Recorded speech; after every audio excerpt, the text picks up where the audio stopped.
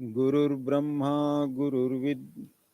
विष्णुः गुरुर्देवो महेश्वरः गुरु साक्षात् परं ब्रह्म तस्मै श्री गुरवे नमः।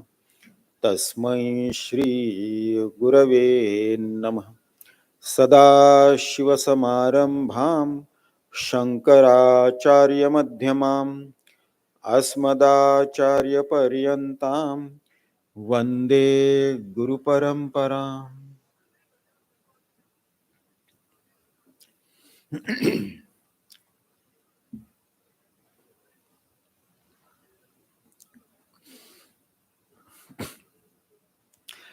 कल के सत्र में भक्ति के विषय पर चर्चा हुई। पूजा, जप और चिंतनम। पूजा में बताया गया कि ये संसार, ये सृष्टि, ये जगत, इसकी सेवा ही वास्तव में अष्टमूर्ति भृत ईश्वर की वास्तविक पूजा है।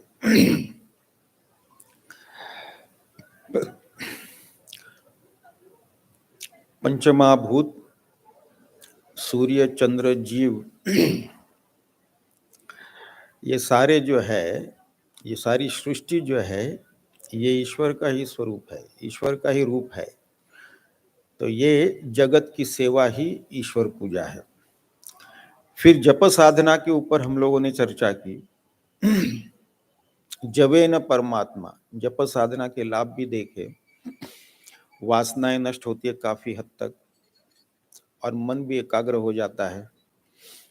मन में किसी भी पल अनेक विषय और अनेक विचार होते हैं।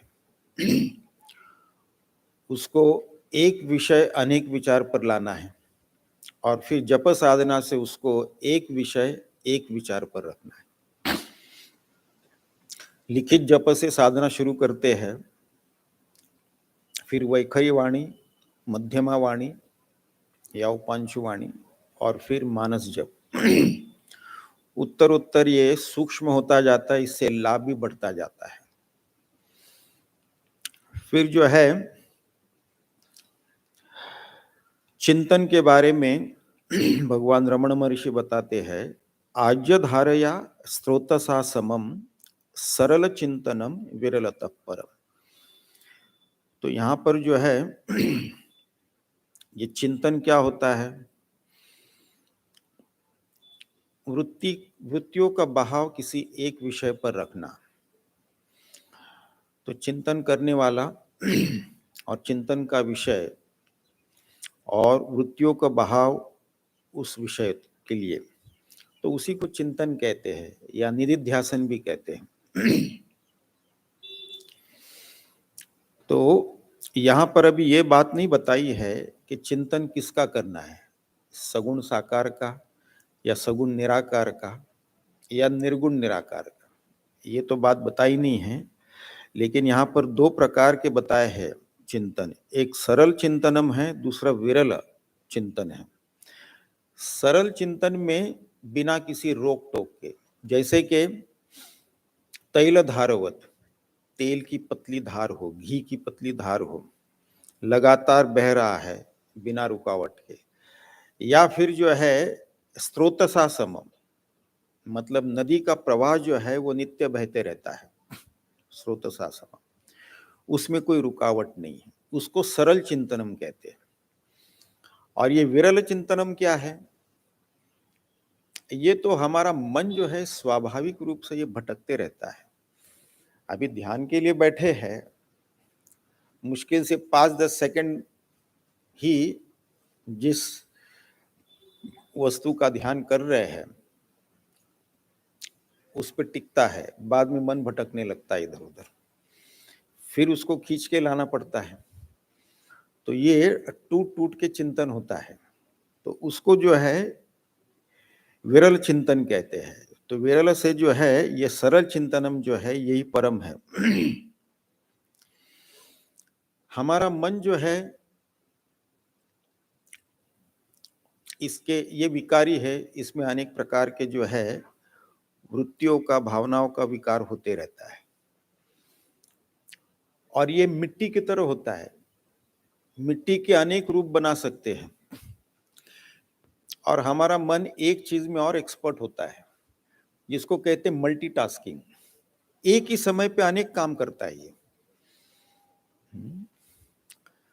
तो जप करते करते फिर सोचेगा कि जप करने के बाद में क्या करना है, बाजार जाना है, ये करना है, वो करना है, श्री राम भी चल रहा है साथ में।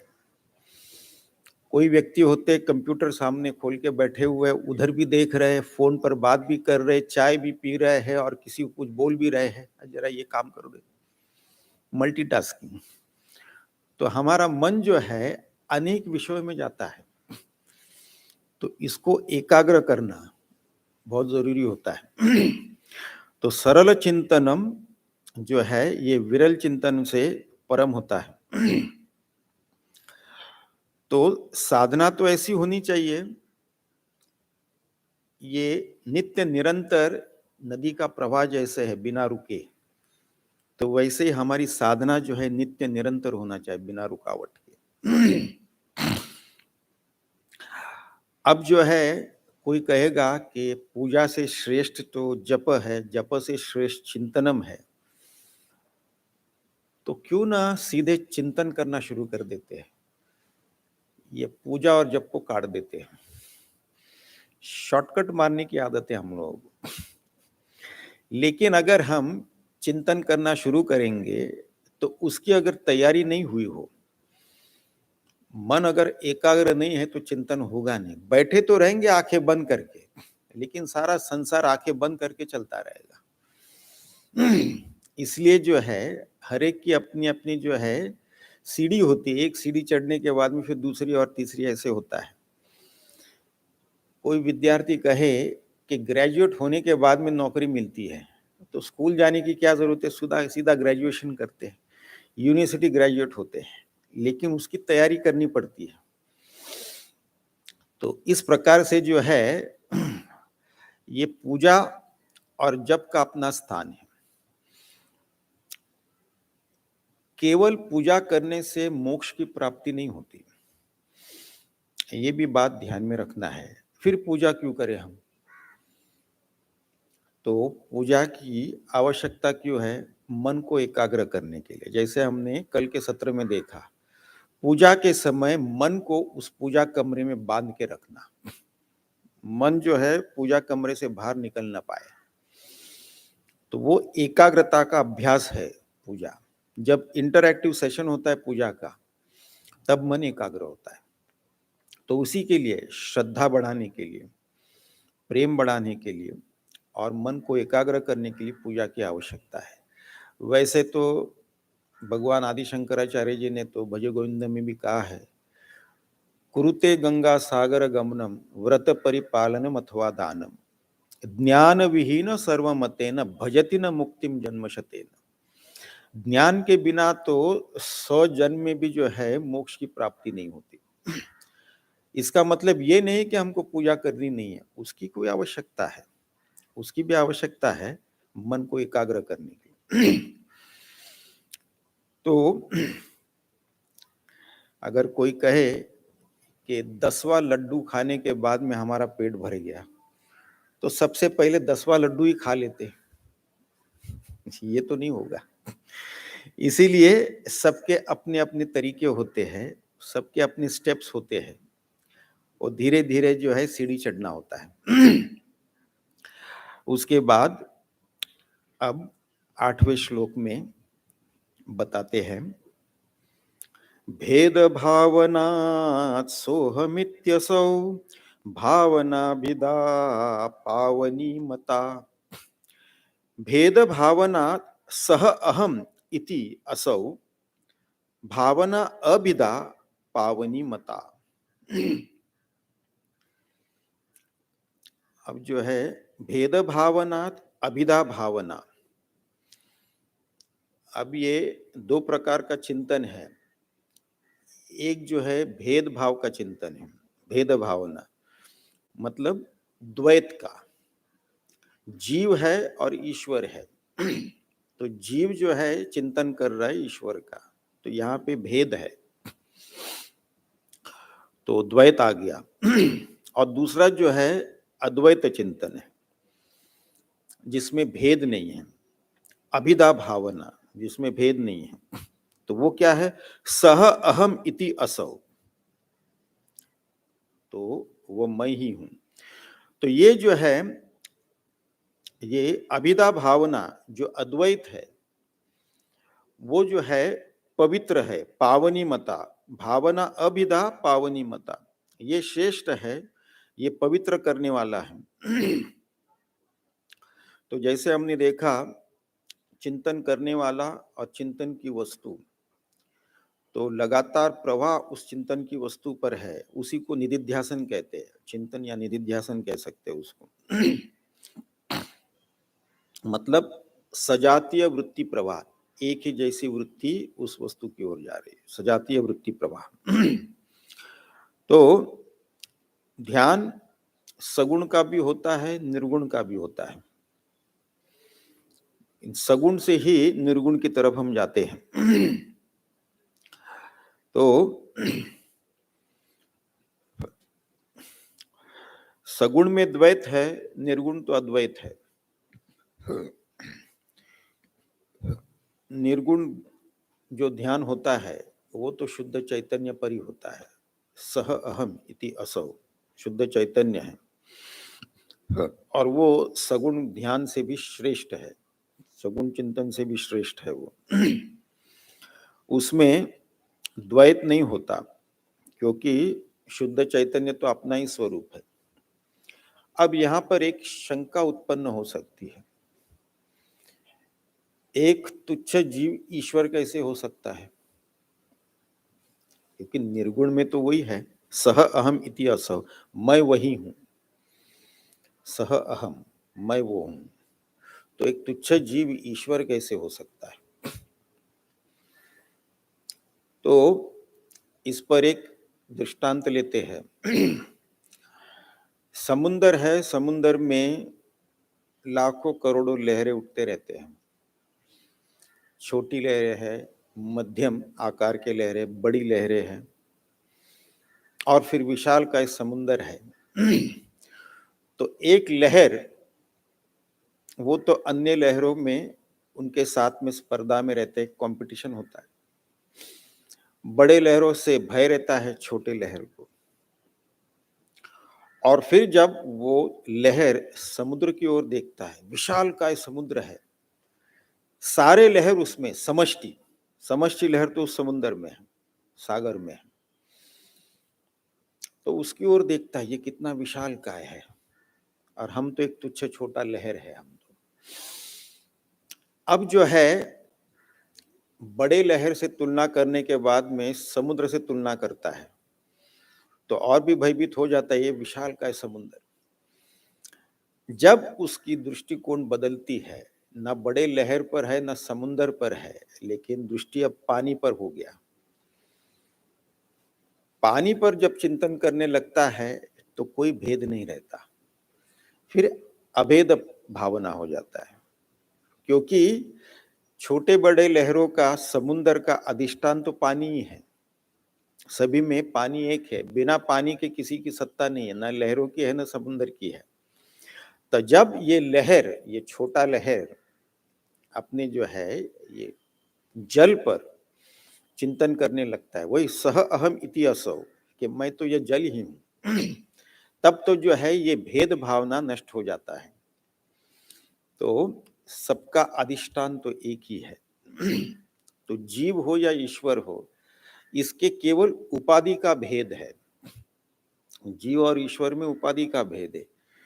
ईश्वर वही ब्रह्म तत्व है, परम सत्य है, जिसमें माया शक्ति की उपाधि लगी हुई है, और जीव भी वही परब्रह्म परमात्मा स्वरूप है, जिसमें अविद्या की उपाधि लगी हुई है। उपाधि दोनों नष्ट हो जाए तो जीव और ईश्वर तो एक ही है, वही ब्रह्म तत्व है। अगर ये सागर की, समुन्दर की और लहर की उपाधि नष्ट हो जाए तो केवल पानी ही पानी है और कुछ है नहीं। तो इस प्रकार से चिंतन करना है, सह अहम इति असौ। फिर 9वें श्लोक में भगवान बताते हैं, भाव शून्य सद्भाव सुस्थिति भावना बलात् भक्तिरुत्तमा। भाव शून्य सद भाव सुस्थिति ही भावना बलात् भक्ति ही उत्तमा। तो इस अभेद भावना के प्रभाव से, अभेद भावना कौन सा है? सह अहम इति असौ, वो मैं हूं, ये अभेद भावना है। तो इस अभेद भावना के प्रभाव से फिर भाव शून्य, तो भाव शून्य सत्स्वरूप में प्राप्त सम्यक स्थिति ही पराभक्ति है। तो भाव शून्य भाव सुस्थिति भक्ति ही उत्तमा, ये परम भक्ति है, जहां पे भाव शून्य हो जाता है। भाव शून्य का अर्थ क्या है? भाव शून्य मतलब वहां पे कोई वृत्ति विचार नहीं है, किसी वृत्ति का विकार नहीं, विचारों का कोई विकार नहीं है, भाव शून्य। तो जब शांत हो जाता है, सारी वृत्तियां शांत हो जाती है, वही परम भक्ति है, श्रेष्ठ भक्ति है। और ये सह अहम इति असौ, इससे होता है वो। तो भावना बलात्, इस वृत्ति के बल पर ही जो है वो मैं हूं, वो मैं हूं। तो यही जो है यद भाव सुस्थिति, साधक अपने सत्स्वरूप में स्थित हो जाता है। भाव शून्य, जहां पे किसी प्रकार के विचार की या वृत्तियों के विकार नहीं हो, सारे वृत्तियां शांत हो गए, सारे विचार शांत हो गए, तो ये उत्तम भक्ति है। और भक्ति तो नित्य ही है, कोई अनित्य नहीं है, इसीलिए उसे सद भी कहते हैं। सत तो नित्य है, अस्तित्व नित्य है, सत नित्य है। तो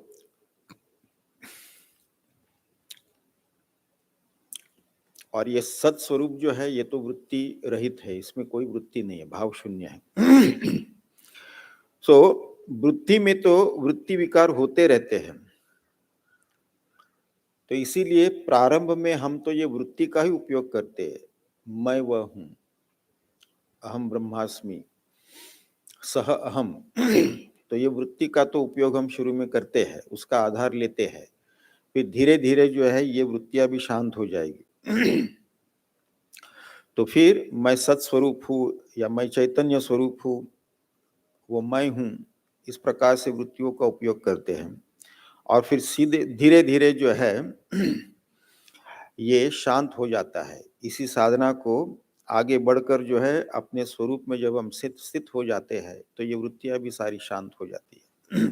फिर तो केवल शुद्ध बोध ही रहता है। जैसे रात को हम सोने की तैयारी करते हैं, बिस्तर पर लेट गए, अभी सोना है, सारे लाइट बुझा दिए, पर्दे वर्दे खींच लिए ताकि अंधेरा हो जाए कमरे में, और फिर अभी मुझे सोना है, नींद आ रही है। जब तक के मन में ये विचार आते रहेंगे कि सोना है, नींद आ रही है, तब तक हम सोए नहीं। और तो ये कब ये वृत्तियां बंद हो जाती है और कब हम गहरी नींद में चले जाते पता भी नहीं चलता। जब नींद में चले गए, सारी वृत्तियां शांत हो गई।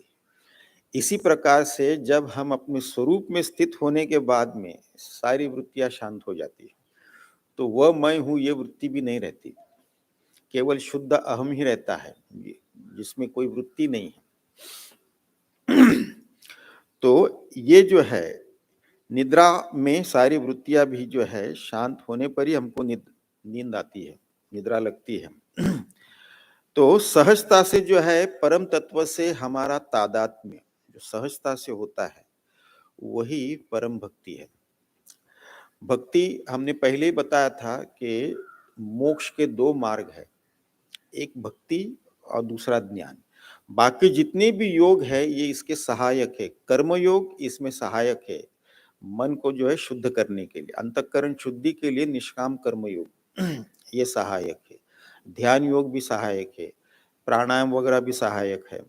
तो ये सारे जो है कुंडलिनी योग है, फिर ये क्रिया योग है, फिर ये राजयोग है वगैरह वगैरह, तो ये इसके सहायक है। लेकिन मुख्य मार्ग तो भक्ति और ज्ञान ही है। तो उस परम तत्व से तादात्म्य ही उत्तम भक्ति है, उसी के साथ में आइडेंटिफाई होते हैं, यही उत्तम भक्ति है। अब जो है 9वें श्लोक तक, चौथे श्लोक से 9वें श्लोक तक भक्ति का निरूपण किया भगवान रमण महर्षि ने। अब उसको जो है उपसंहार करते हुए 10वें श्लोक में कहते हैं, हृत्सले मन स्वस्थता क्रिया भक्ति योग बोधाश्च निश्चितम। हृत्सले मनः स्वस्थता क्रिया भक्ति योग बोध बोधाः च निश्चितम। तो ये जो 4 मार्ग बताए गए हैं, कर्म योग, क्रिया कर्म योग, फिर भक्ति, और ये योग अष्टांग योग, बोध ज्ञान योग, इन सब का जो है लक्ष्य ध्येय एक ही है। तो ये 4 योगों का उद्देश्य है कि मन को दृढ़ता पूर्वक जो है अपने स्वरूप में स्थित करना, ये इसका लक्ष्य है। यहाँ हृत्सले, हृत्सले का अर्थ क्या है? अपने ही स्वरूप में। तो हृत्सले अपने ही स्वरूप में, इसको हृत मतलब हृदय, इसको आध्यात्मिक हृदय भी कह सकते हैं। वैसे तो हृदय इधर है, लेकिन जब हम अपने आप को संबोधित करते हैं मैं, तो मैं तो हम बीचों बीच रखते हैं, इधर नहीं रखते, इधर रखते मैं। तो यहीं पर जो है आध्यात्मिक हृदय है, इसी को कहते हैं। तो हृत्सले मनः, ये आध्यात्मिक हृदय है, तो अपने स्वरूप में ही स्थित होना है। तो हम लोगों ने अब कर्मयोग देखा है, उस पर थोड़ा सा विचार हुआ, और फिर भक्ति योग पर विचार हो गया, 2 है। अब आगे जो है भगवान हमको ये अष्टांग योग का जो भाग है, ध्यान योग और ज्ञान योग, इस पर विचार करेंगे। वृत्तियों में ही जो है जगत का अनुभव होता है, विषयों का ज्ञान होता है, जगत का अनुभव होता है। तो जो मन में ही ये सारी वृत्तियां उठती है, एक के पीछे एक उठती है, कुछ देखते हैं, कुछ सुनते हैं, तो उस पर विचार करने लगते हैं। धीरे धीरे जो है विचार करने से फिर आसक्ति बढ़ती है, फिर कामना आती है। एक बार इच्छा जागृत होने के बाद में शांति से बैठने नहीं देता, फिर तो हमको कर्म में लगा देता है। तो ये जो वृत्तियां मन में उठती है, किस प्रकार की वृत्तियां उठेगी वो तो मन के गुणों पर निर्भर होता है, संस्कारों पर निर्भर होता है उसके गुण का। तो इसी प्रकार से जो है ये मन के विकार तो उनके गुणों पर निर्भर होता है, कौन से संस्कार प्राप्त किए हैं उस पर निर्भर होता है।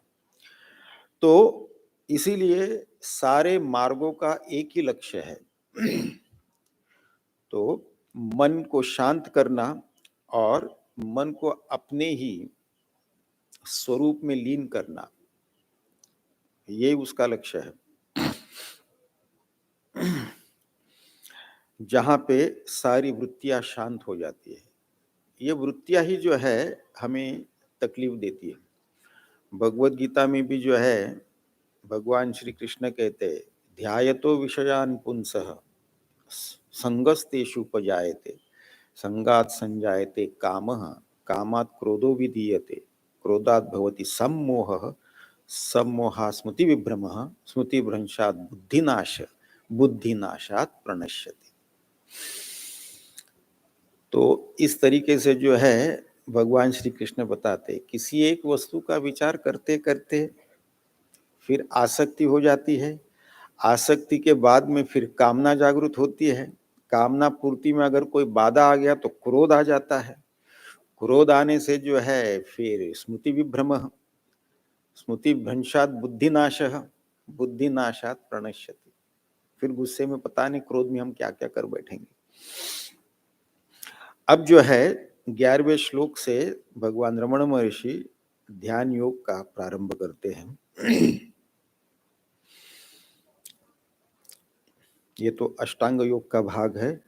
वायुरोधनात् लीयते मन जाल पक्षिवद रोध साधनम। वायुरोधनात् लीयते मनः जाल पक्षिवत रोध साधनम। अब प्राण से भी हम मन का निरोध कर सकते हैं, प्राण वायु से। ये जो प्राण वायु है उसके नियंत्रण से मन को नियंत्रित कर सकते हैं, उसका निरोध कर सकते हैं। लेकिन प्राण से जो हम मन का निरोध करते हैं वो कैसे है? जाल पक्षीवत रोध साधनम। जैसे कोई पक्षी, कोई चिड़िया जाल में फंसा हुआ है,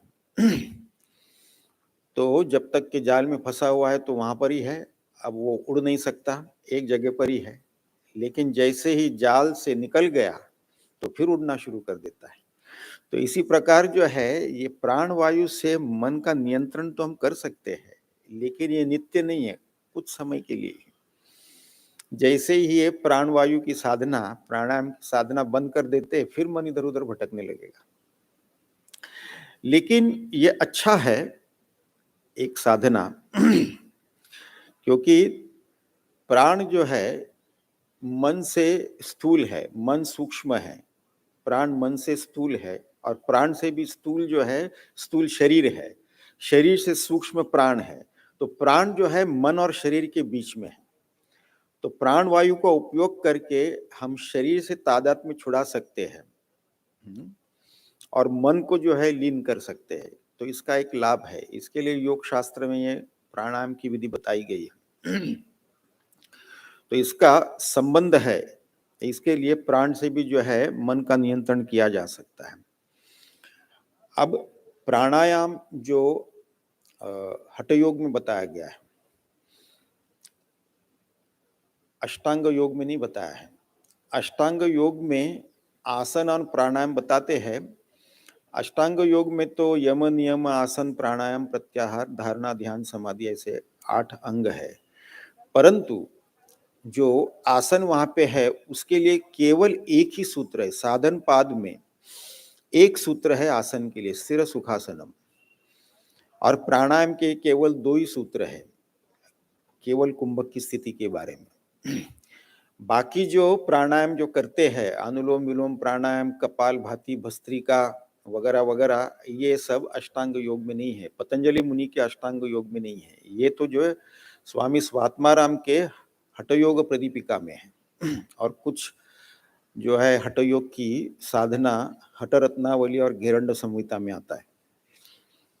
तो किसी ने जो है हरिद्वार में पतंजलि मुनि के नाम पर योग पीठ की स्थापना की है और वहां पे कपाल भाती सिखाते हैं। कपाल भाती का पतंजलि मुनि से कोई संबंध नहीं है। तो प्राणायाम, प्राणायाम में जो है अनुलोम विलोम प्राणायाम मुख्य रूप से है। तो इसमें जो है पूरक, आंतर कुंभक, फिर रेचक और बाह्य कुंभक। तो हम सांस लेते हैं, फिर भीतर उसको रोक के रखते हैं। जब हम रोक के रखते हैं उस समय पे 3 बंध लगाने होते हैं, मूल बंध, उड्डयन बंध और जालंधर बंध। तो ये तीनों बंध लगने चाहिए जब हम अंदर उसको रोक के रखते हैं, उसको आंतर कुंभक कहते हैं। फिर रेचक, तो उसके प्रमाण होते हैं। तो 1 4 2 का प्रमाण होता है। यदि हम 4 सेकंड लगाते हैं सांस लेने में पूरक, फिर 16 सेकंड अंदर हमको रखना है, और फिर छोड़ते वक्त रेचक, उसको 8 सेकंड कम से कम लगना चाहिए। तो ये उसका प्रमाण है। ये प्राणायाम का अभ्यास किसी योग शिक्षक से, हठ योग के शिक्षक से ही सीखना चाहिए। इसमें लाभ तो बहुत है, लेकिन गलती करेंगे तो नुकसान भी कर सकता है, हानि कर सकता है। तो ये जो है अनुलोम विलोम प्राणायाम है, साधा प्राणायाम की अभ्यास। तो इसमें बाह्य कुंभक भी लगता है। और फिर जो है विपश्यना में अगर आपको पता हो तो वहां पे भी साधना बताते आनापाना साधना, सांसों पर जो है ध्यान रखने के लिए कहते हैं आनापाना। इसी प्रकार जो है अब यहाँ पर भगवान रमण महर्षि कहते हैं प्राण वीक्षण। प्राण वीक्षण मतलब सांसों के ऊपर ध्यान देना।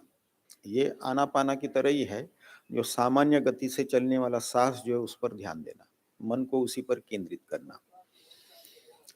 क्रिया योग में जो क्रिया बताते हैं उसको कहते हैं अनुलोम विलोम प्राण शुद्धि क्रिया। अब देखिए, हमने ये देखा है कि मन कितना चंचल होता है, कितने विषयों में भटकते रहता है। अब इसको जो है ये अनुलोम विलोम प्राण शुद्धि क्रिया में क्या बताते हैं, मन को एकाग्र करने के लिए ये बताते हैं कि ध्यान जो है सामान्य गति से चलने वाली जो सांस है उस पर ध्यान देना है। कैसे? सांस लेते वक्त जो है आंखें बंद है, सांस लेते वक्त मन का केंद्र बाई नासिका पर है, सांस छोड़ते वक्त दाहिनी नासिका पर है, फिर लेते वक्त जो है दाहिनी नासिका पर है और छोड़ते वक्त बाई नासिका पर है। तो ये एक राउंड हो गया अनुलोम विलोम का। ऐसे 4 राउंड करने हैं और फिर 5वां राउंड जो है जिसमें दोनों नासिका पर ध्यान है, सांस लेते वक्त भी और छोड़ते वक्त भी। जो सामान्य गति से हमारी सांस चल रही है उसी पर, विशेष रूप से विशेष गति से सांस लेना छोड़ना नहीं है, जो सामान्य गति से चल रहा है उस पर। और उसमें ये बात बताते हैं अब मन को कितना ध्यान देना पड़ता है, उसकी गिनती भी रखनी पड़ती है। अगर हम 1 से 100 तक जाएंगे बिना भटके, तो बाई नासिका से लेते वक्त जो है बाई नासिका पर ध्यान देना है, छोड़ते वक्त दाहिनी नासिका पर, फिर लेते वक्त दाहिनी नासिका पर, फिर छोड़ते वक्त बाई नासिका पर। 1 राउंड हो गया, तो 4 राउंड हो गए। उसके बाद में 5वां राउंड जो है दोनों नासिका पर। अब इसमें और कठिन करने के लिए फिर उल्टी गिनती करते, 5 4 3 2 अनुलोम विलोम क्रिया, और फिर बचा हुआ 1 जो है प्राण शुद्धि क्रिया, ऐसे करते। तो जब हम शुरू करते हैं तो लेते वक्त जो है बाई नासिका पर, फिर दाहिनी नासिका पर, फिर जो है दाहिनी नासिका पर लेते वक्त, फिर छोड़ते वक्त बाई नासिका पर। ये 1 राउंड हो गया। अब कभी कंफ्यूजन हो गया बीच में, ये छोड़ते वक्त बाई नासिका पर रहना चाहिए था कि दाहिनी नासिका पर, लेते समय रहना चाहिए था। अब गिनती में गलती हो गई या फिर ये कोई शंका हो गई कि किस पर रहना चाहिए था, छोड़ते वक्त दाहिनी नासिका पर था कि लेते वक्त था, तो फिर से शुरू करना है। यही शिक्षा देनी है मन को। गिनती में गलती करोगे, ध्यान में गलती करोगे तो उसको शिक्षा देना है। तो अगर 5 से 1 तक हम पहुंच गए बिना गलती किए, फिर 10 से 1 करना है, फिर 15 से 1 करना है, फिर 15 से 0 पर आते हैं, फिर 20 से 0 पर आते हैं, फिर धीरे धीरे जो है गिनती बढ़ाते जाते हैं हम। और समझो हम 50 पे पहुंच गए और फिर 50 से धीरे धीरे हम करते आ रहे हैं और 19 पे आके फिर शंका हो गई। फिर क्या सजा है मन को? फिर 50 से शुरू करिए, यही सजा है भटकने का। तो ये अनुलोम विलोम प्राण शुद्धि क्रिया है, इससे भी मन एकाग्र होता है। और ये हठ योग में एक क्रिया बहुत ही बढ़िया है मन को एकाग्र करने के लिए, उसको कहते हैं ज्योति त्राटक। त्राटक भी बाह्य त्राटक है, आंतर त्राटक है, मध्यम त्राटक है, ऐसे 3 प्रकार के त्राटक है। हम मध्यम त्राटक की बात करते हैं, जिसमें जो है ज्योति पर जो है ध्यान दिया जाता है। दोनों आंखें जो है ज्योति पर केंद्रित करते हैं, ज्योति के जो है ये समय होती है, उसके ऊपर जो ज्योति होती है उस पर केंद्रित करना है। तो उस ज्योति की हाइट, ऊंचाई जो है वो अपने आंखों के लेवल पर होना चाहिए, 4 फुट का अंतर होना चाहिए। और फिर आंखें बिना बंद किए एकटक उसी तरफ देखना है। शुरुआत में तो पानी तुरंत आ जाता है, 5-6 सेकंड में आ जाता है, फिर धीरे धीरे हमको समय बढ़ाते जाना है। अगर हम 2-3 मिनट तक ये ज्योति त्राटक कर सकते बिना आंख मिचकाए, तो काफी हद तक जो है मन एकाग्र हो जाता है। ये अभ्यास बहुत अच्छा है, बढ़िया है, इसको करना जरूरी है। तो ज्योति त्राटक से भी मन एकाग्र हो जाता है, और ऐसा एकाग्र मन जो है हमारे दैनंदिन कार्यों में भी इसका लाभ होता है। विद्यार्थियों को अभ्यास में लाभ होता है। हम जो भी कर्म करते हैं, जो भी कार्य करते हैं, मन भी उसमें एकाग्र रहता है। मन यदि एकाग्र रहेगा तो कार्य भी बढ़िया होगा। कई बार हमको सुनने में आता है ना, कोई कहते हैं कि ये ठीक नहीं हुआ। क्यों नहीं हुआ? नहीं, ये करते वक्त हमारा मन वहां नहीं था। तो मन वहां पे नहीं था, इसके लिए ठीक नहीं हुआ। मन कहीं और भटक रहा था, यहाँ पे काम कर रहे थे, ठीक नहीं हुआ। तो मन अगर एकाग्र रहेगा तो बिल्कुल कार्य भी परफेक्ट होगा। तो उसके लिए ज्योति त्राटक का बड़ा लाभ है। विद्यार्थियों को काफी लाभ होता है इससे। उनके जो परसेंटेज होते हैं मार्क्स के, वो बढ़ सकते हैं। 15-20% का फर्क पड़ सकता है अगर रेगुलर ये ज्योति त्राटक करे तो यहाँ पर ये वायु के, प्राण वायु से भी मन नियंत्रित किया जा सकता है, परंतु इसको प्राणायाम की क्रिया बंद करने से फिर मन जो है, जैसे कि पक्षी जाल से छूटने पर फिर उड़ने लगता है, वैसे मन जो है फिर भटकने लगता है इधर उधर। अब जो है ये मन और प्राण का संबंध क्या है, ये बताने के लिए 12वें श्लोक में कहते हैं,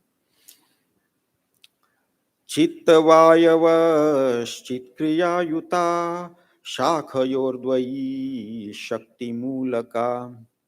चित्तवायवश चित् क्रियायुताः शाखयोः द्वयी शक्तिमूलका।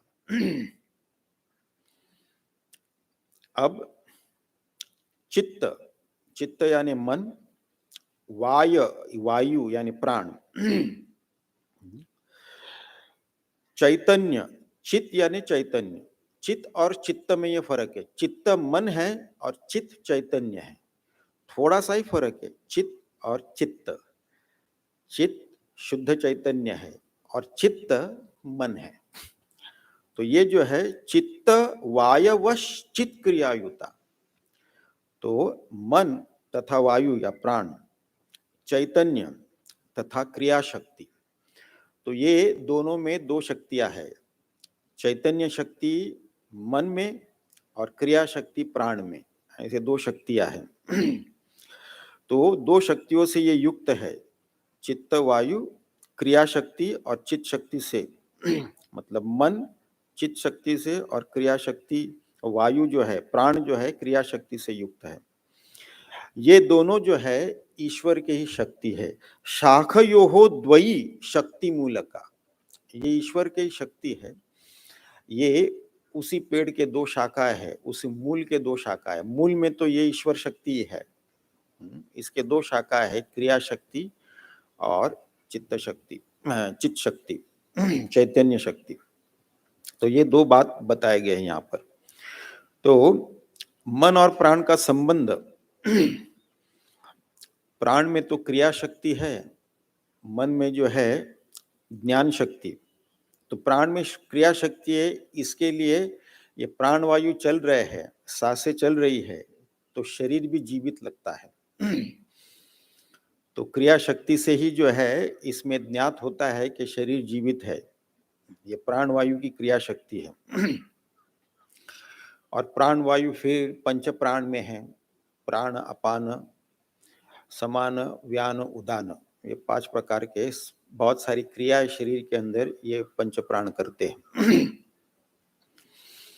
तो यहाँ पर जो है मन ज्ञान शक्ति है, जो इंद्रियों के जरिए जो है सारे विषयों को जानता है, सारे वस्तुओं का ज्ञान प्राप्त करता है। और इसी ज्ञान शक्ति के कारण हमको अनुभव का स्मरण रहता है, नए ज्ञान प्राप्त होता है। बिना इस ज्ञान शक्ति के हम जान नहीं सकेंगे, समझ नहीं सकेंगे। इसके लिए मन में तो जो है ये चित्त शक्ति है, चैतन्य शक्ति है, जानने की शक्ति है। तो क्रिया शक्ति और ज्ञान शक्ति, ये उसका मूल तो एक ही है। मूल एक होने के कारण इसके संबंध है। एक ही पेड़ के दो शाखाएं होते तो उसका संबंध है। तो इसके लिए जो है ये मन का और प्राण का नजदीक का संबंध है। इसके लिए एक को नियंत्रित करने से दूसरा भी नियंत्रित हो जाता है। वैसे मन का नियंत्रण वैसे कठिन है, तो शुरुआत में जो है प्राण वायु से उसको नियंत्रित कर सकते हैं हम।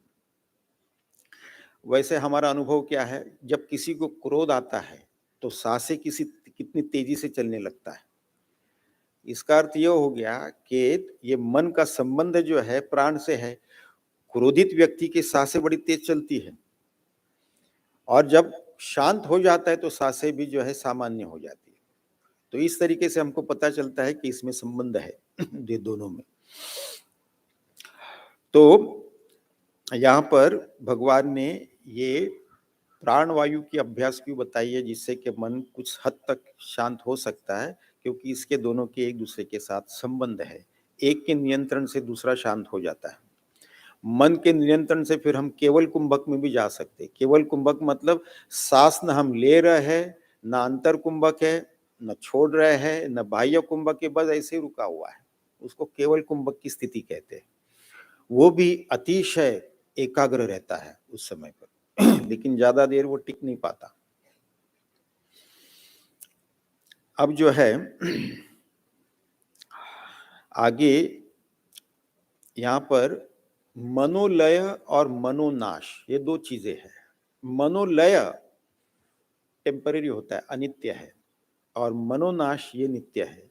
उसके बारे में बताते हुए कहते हैं, लय विनाशने उभय रोधने लयगतम पुनर्भवति नो मृतम। अब जो है मनोलय और मनोनाश, ये क्रमशः क्या है, प्राण निरोध से मनोलय होता है, और फिर जो है मनोनाश ये उसका फल है। और फिर जो है, लेकिन ये अनित्य है। ये जो मनोलय हुआ है ये अनित्य है। ये कैसे है, जैसे कोई सोया हुआ व्यक्ति कुछ समय के बाद में जाग जाएगा, तो ये मनोलय ऐसे ही है। लेकिन मृतदेह जो है वो कभी उठेगा नहीं, वो लेटा ही रहेगा। तो ये जो है ये मनोलय का ऐसा ही है। और मनोनाश,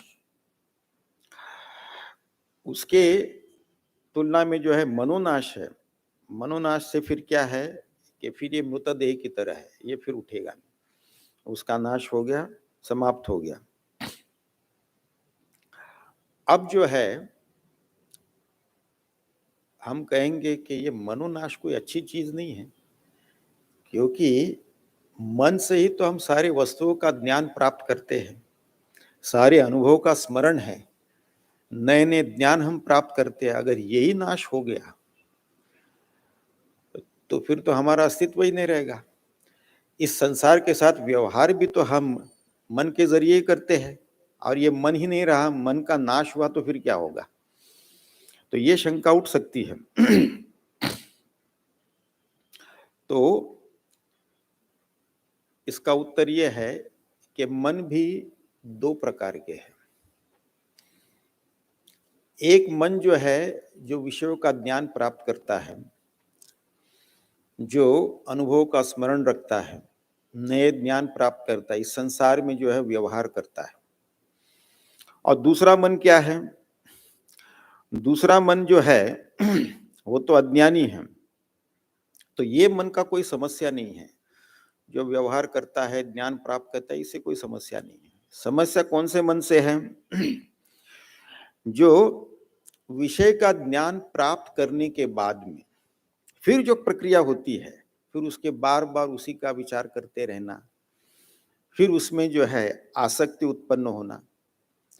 अभी किसी व्यक्ति ने जो है शोरूम में कोई चीज देख ली, पसंद आ गया, बोले ये अपने पास होने से बढ़िया होगा, बहुत काम की चीज है ये। एक बार मन में विचार आने के बाद ये हमें शांति से बैठने नहीं देता। जब तक कि हम उसको खरीदेंगे नहीं, तब तक जो है मन अशांत ही रहेगा। फिर तो जो है जाके कीमत देख ली, कीमत भी ज्यादा है, फिर पैसे बचाने हैं, लेकिन खरीदना जरूर है। तो उसमें एक कर्म में पड़ गए हैं, कोई नौकरी कर रहे, फिर पार्ट टाइम दूसरी नौकरी कर ली, या फिर कोई दूसरा पार्ट टाइम व्यापार कर लिया, कुछ कर लिया, पैसे बचाने उसको तो खरीदना है। तो फिर जो है फिर उससे आसक्ति हो जाती है, खरीद के लाए हैं, तो ये जब तक कि वो इच्छा पूर्ण नहीं होती, मन शांति से बैठ नहीं सकता। फिर जो लेकर आए हैं उसमें फिर तकलीफ होती है। अगर वो चीज हम लाए हैं, क्या विचार से लाए थे और उसमें वो गुण ना हो या गुण की कमी हो, तब भी जो है दुख होता है। हम लाए तो है लेकिन हमको लगा ये इस प्रकार का काम देगा, लेकिन वैसे नहीं दे रहा है, उसमें कमी हो गई। तो आसक्ति हो गई थी, इच्छा जागृत हो गई, आसक्त हो गए और फिर खरीद के लाए हैं। इसीलिए जो है जिस वस्तु से हमको आसक्ति हो जाती है, अटैचमेंट हो जाता है, वो मिले तब भी दुखी हो जाते हैं, नहीं मिले तो दुखी होते ही है, मिले तब भी दुखी हो जाते हैं। वो कैसे? नहीं मिलने से तो दुखी होते, वो तो स्वाभाविक है। मिलने से दुखी कैसे होते हैं कि हमारे अपेक्षा के अनुसार अगर उसमें कोई गुण ना हो, तब तो हम दुखी होंगे। एक बार एक व्यक्ति को जो है पागल खाना देखने का बड़ा शौक था। ये पागल खाने में उधर के मरीज कैसे रहते हैं, उनका इलाज कैसे करते हैं, क्या है, वो सारी व्यवस्था देखना था। तो एक पागल खाने पहुंच गए वो। तो वहाँ के जो व्यवस्थापक थे उनसे मिले, बोले हमको ये देखना है यहाँ पर मरीज कैसे रहते हैं, उनका इलाज आप कैसे करते हैं, वगैरह वगैरह। तो बोले ठीक है, घुमाते हैं आपको। तो वो सब बता रहे थे, ये जो है शॉक ट्रीटमेंट रूम है, यहाँ पर हम लोग मरीजों को शॉक ट्रीटमेंट देते, इलेक्ट्रिक शॉक देते हैं उनको, वगैरह वगैरह। तो एक जगह पे ऐसे ही घूम रहे थे, तो एक व्यक्ति बैठे हुए थे कुर्सी पर और वो लीला लीला लीला कर रहे थे। तो ये जो थे उन्होंने व्यवस्थापक से पूछा कि इनकी क्या समस्या थी। बोले इनको किसी लीला नाम की लड़की से प्रेम था। फिर वो लीला ने तो इसको धोखा दे दिया, तो उनको इनका मानसिक संतुलन बिगड़ गया। तो घर वालों ने इधर लाके छोड़ दिया। बड़ा शांत मरीज है ये, कुछ करता नहीं, खाली दिन भर लीला लीला करते रहता है। इसके लिए इससे इस मरीज से कोई तकलीफ नहीं है हमको। अच्छा, फिर आगे बढ़े तो एक कमरे में जो है पूरे दीवारों को पैडिंग करके रखा हुआ था, ताकि क्योंकि उसमें जो मरीज था वो अपना सिर पीट रहा था दीवारों से, सिर पटक रहा था। तो उसको चोट ना लगे इसके लिए पैडिंग किया हुआ था दीवारों को। और इस व्यक्ति को आश्चर्य लगा कि वो भी लीला लीला कर रहा था। तो उन्होंने व्यवस्थापक से पूछा, लगता है लीला इसकी भी समस्या है। हाँ, जिस लीला ने उसको धोखा दे दिया, इससे शादी करी उसने। तो मतलब ये आसक्ति की चीज ना मिले तो दुखी रहते ही है, मिल जाए तो और भी दुखी हो जाते हैं, अपने अपेक्षा के अनुसार ना हो तो। तो इसीलिए जो है ये जो दूसरा मन है, केवल विषय का ज्ञान प्राप्त करते हैं, नए ज्ञान को प्राप्त करते हैं, अनुभव का स्मरण रखते हैं और संसार के साथ व्यवहार करने वाला मन, ये समस्या नहीं है। लेकिन ये ज्ञान प्राप्त करने के बाद में फिर उसके ऊपर विचार करके जो है फिर उसमें आसक्ति होती है, कामना जागृत होती है और फिर उसके लिए कर्म में पड़ते, ये तकलीफ देह है, ये जो है समस्या है। इसके कारण फिर जो है दुख, यही दुख का कारण बनता है। तो विवेक से हमको जानना चाहिए, कोई भी विषय वस्तु जो है ये सुख स्वरूप नहीं है। हमारा साक्षात स्वरूप ही आनंद स्वरूप है, किसी बाहर के वस्तु में कोई सुख नहीं है। ये तो विवेक बुद्धि से हमको विचार करना है। तो फिर जो है हमारी समस्या ये है कि हमको अपने ही स्वरूप का ज्ञान है, अविद्या है। हम ये नहीं जानते कि हमारा अपना स्वरूप ही परमानंद स्वरूप है और ये बाहर भटकते रहते हैं। जैसे कि एक भिखारी बैठा हुआ है, भीख मांग रहा है, और जहां पे बैठा है उसी के अंदर, जमीन के अंदर करोड़ों की दौलत जो है दफनाई गई है वहां पर, और उसी पर बैठकर ये भीख मांग रहा है, इसको पता नहीं है। तो वैसे ही है, हम तो जो है परमानंद है, परमानंद तो अपना स्वरूप है, लेकिन फिर भी जो है तुच्छ सुख के लिए, क्षणिक भंगुर सुख के लिए संसार में भटकते फिरते हैं और दुखी होते रहते हैं। तो संसार में तो कोई सुख नहीं है, तो सदैव दुखी ही रहेंगे। लय में शांति तो अनुभव हम करते हैं मनोलय में, लेकिन वो तो जो है अनित्य है, कुछ समय के लिए है। मनोनाश में जो है ये फिर तो नित्य हो गया, फिर तो मन शांत हो गया। तो विषय में भटकेगा नहीं, लेकिन मनोलय में तो विषय में भटकने लगेगा। थोड़े देर शांत होने के बाद में फिर विषय में भटकने लगेगा। इससे तो जो है स्पष्ट है कि मनोनाश। अब मनोनाश वास्तव में क्या है? मनोनाश वास्तव में मन का नाश नहीं, हमारे अविद्या का नाश है, हमारे अज्ञानता का नाश है। तो हमारे अज्ञानता, हमारी अविद्या का नाश को ही मनोनाश कहा गया है यहाँ पर। तो इसलिए घबराने की कोई बात नहीं, ये आध्यात्मिक मार्ग कोई ठीक नहीं, इसमें अगर मन का नाश हो गया तो क्या करेंगे? ये अविद्या के नाश को ही मनोनाश कहा है। तो वो भटकेगा नहीं, विषय भोगों में तो भटकेगा नहीं। एक बार ये जो है अविद्या नष्ट होने के बाद में फिर कोई समस्या नहीं है। फिर मन शांत रहेगा, अपने स्वरूप में रहेगा, क्योंकि अविद्या नष्ट होने के बाद में अपना स्वरूप का बोध हो गया, परमानंद स्वरूप का बोध हो गया, फिर तो उसी में स्थित हो जाएंगे। तो यहाँ पर इस संसार में हम रहेंगे, लेकिन बिना किसी आसक्ति के, बिना किसी राग द्वेष के हम संसार में रहेंगे, सृष्टि में रहेंगे। ये बात बताने के बाद में मन कैसे एकाग्र हो जाता है, उसका लय कैसे हो जाता है और मनोनाश कैसे होता है, इसके बारे में बताते हुए 14वें श्लोक में भगवान रमण महर्षि कहते हैं, प्राणबंधनात् लीन मानसम एक चिंतनात् नाशमेतद। प्राणबंधनात् लीन मानसम एक चिंतनात् नाशम एति अदह।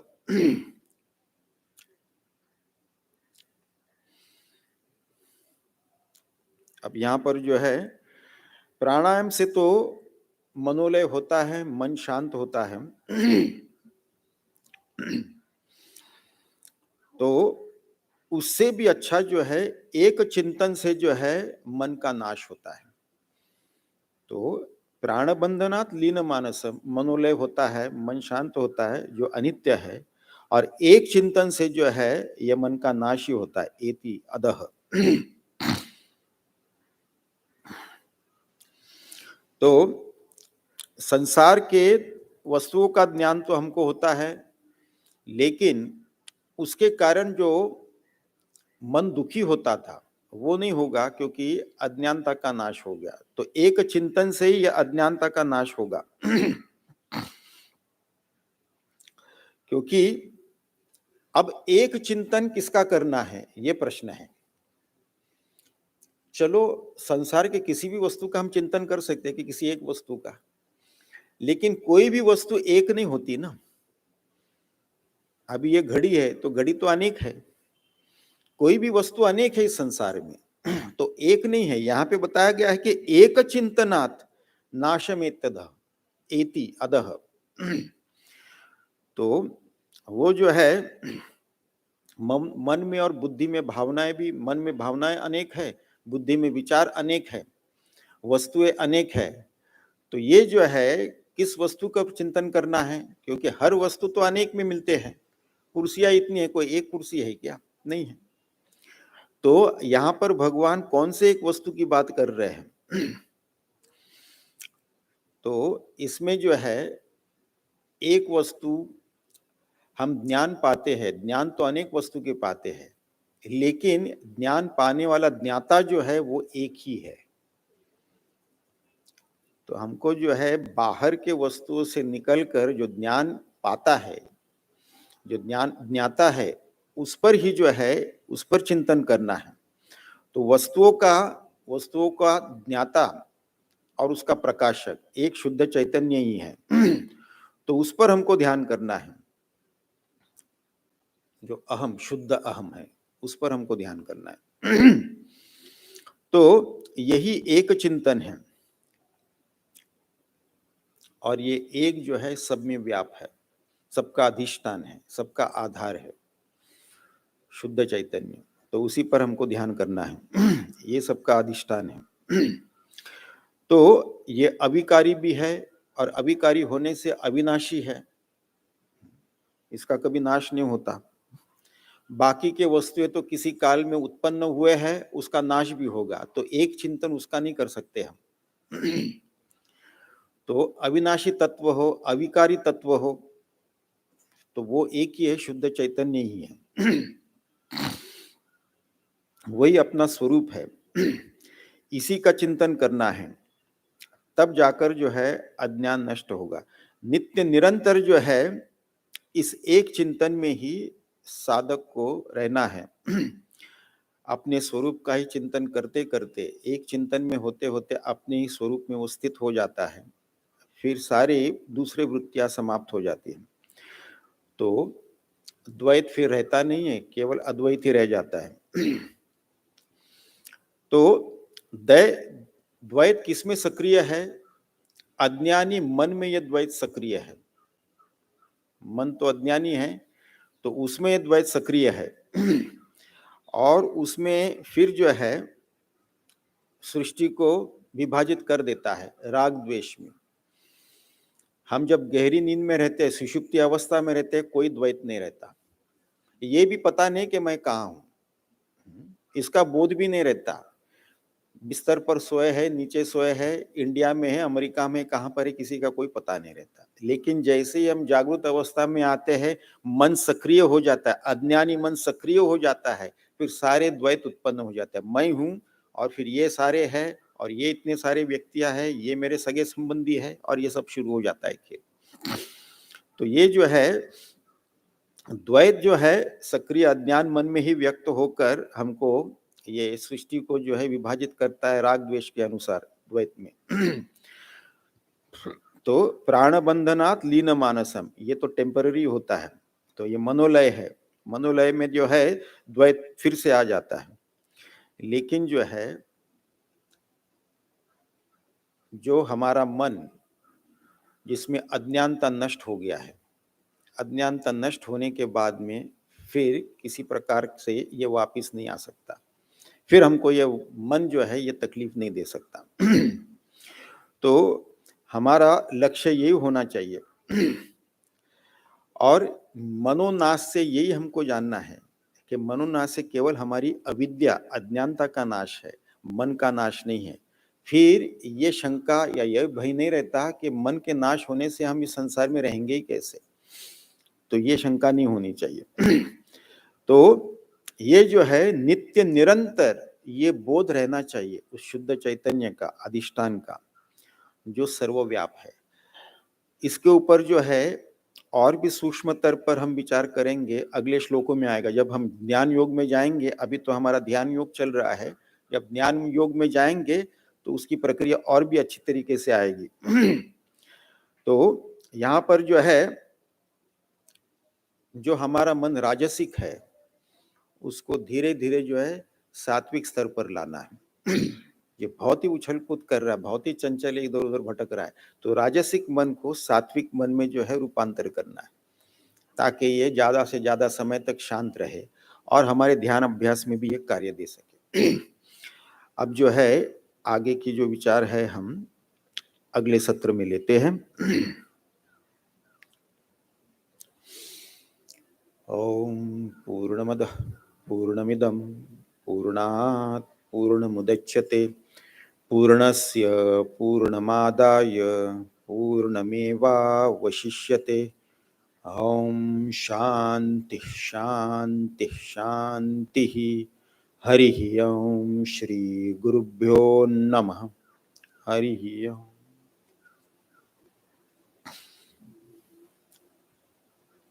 जी आपका बहुत बहुत धन्यवाद। उनकी वाणी से तो हम अवाक हो गए। और ऐसा लगा कि ये समय का व्यवधान क्यों है, और हम कल फिर इनसे फिर मिलेंगे यहाँ पे यही समय पे। लेकिन आप बिना प्रसाद लिए जाना मत, स्वामी जी आपको प्रसाद देंगे, तो प्रसाद लेके ही जाना। अभी नेक्स्ट सेशन है डॉक्टर भाग्यश्री बर्वे, जो ईशा उपनिषद के ऊपर भाष्य करेंगी, अपना प्रवचन देंगी। तो थोड़े ही समय में ये प्रवचन शुरू होगा।